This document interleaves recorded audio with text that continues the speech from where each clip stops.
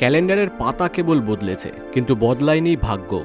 দীর্ঘ ৩০ বছর ধরে যে নদী পার হতে গিয়ে সাধারণ মানুষের বুক কেঁপে উঠত, সেই সেতুটি ভেঙে গিয়ে মরণ ফাঁদ হয়ে দাঁড়িয়েছিল।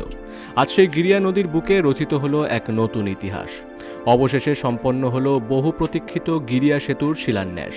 আলিপুরদুয়ার ১ নম্বর ব্লকের পূর্ব কাঁঠালবাড়ি গ্রাম পঞ্চায়েতের পশ্চিম কাঁঠালবাড়ি গ্রামে গিরিয়া নদীর উপরের সেতুটি ছিল যেন এক জীবন্ত বিভীষিকা। পণ্যবাহী ট্রাক হোক কিংবা স্কুল পড়ুয়াদের সাইকেল, এই জরাজীর্ণ সেতুর উপর দিয়ে যাতায়াত ছিল অনেকটা দুর্ঘটনার সাথে পাঞ্জা লড়ার মতো।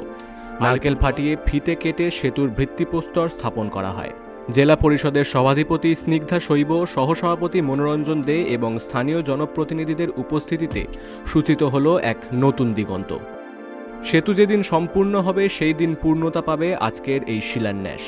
আপাতত ধ্বংসস্তূপের পাশে নতুন কেতন উঠতে দেখে খুশির হাওয়া আলিপুরদুয়ারে। Bureau report, big news Bangla.